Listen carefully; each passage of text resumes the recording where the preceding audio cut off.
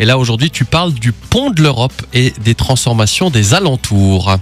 Oui, effectivement, le pont de l'Europe, c'est le plus récent. Et à la fin de la Seconde Guerre mondiale, le prédécesseur du pont des Alliés est gravement endommagé et doit être reconstruit. J'en avais parlé la semaine dernière. Exact. Et il existait à ce moment-là une passerelle piétonne qui reliait le quai Fink à la rue Haut-Schneider.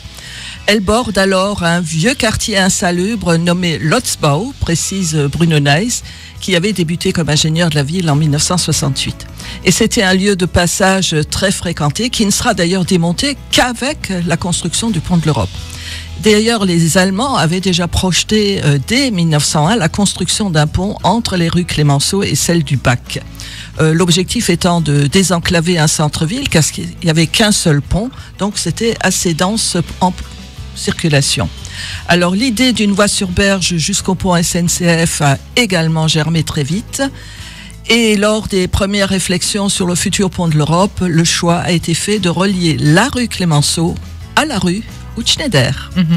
Et donc, on commence tout d'abord, dès 1950 jusqu'en 1968, on commence à enlever les personnes qui vivaient au Lotzbau. Et tout ceci a donc pris du temps. Et finalement, donc, dès 1960, on commence à construire. De gros aménagements ont lieu entre 1964 et 1968, d'autant plus que la chaussée du Louvain est plus haute de 2 mètres que la voie sur la berge. Donc, en fusionnant avec Neunkirch et Welferdin, Sarreguemines pouvait ainsi bénéficier de majorations importantes pour les travaux. Même la construction de la patte d'oie liant le pont et la voie sur la berge fut entreprise dans le cadre d'une opération nationale de réaménagement. Alors, c'est une artère vitale. La première partie est achevée en 1970, c'est-à-dire le pont et le tablier. Et la deuxième partie, donc, en 71, année de l'inauguration, avec un béton précontraint et des câbles fabriqués sur place. Une personne seule sur le pont peut sentir la vibration. Ce n'est pas le cas avec un pont en ferraillage normal. Et cette technique a permis de donner de la finesse à l'épaisseur du tablier. Oui, donc le pont est assez récent quand on regarde la quoi, 50-60 ans, quoi. Une cinquantaine d'années, ouais. On va sans doute penser bientôt aussi à le rénover, parce qu'avec les nouvelles données... Je ne sais pas. Bon, on verra ça. Non, mais on verra ça par la suite. Et donc, la rampe hélicoïdale en acier recouverte d'un peu de cuivre et de chrome a été construite dans la foulée, perçue comme une véritable œuvre d'art.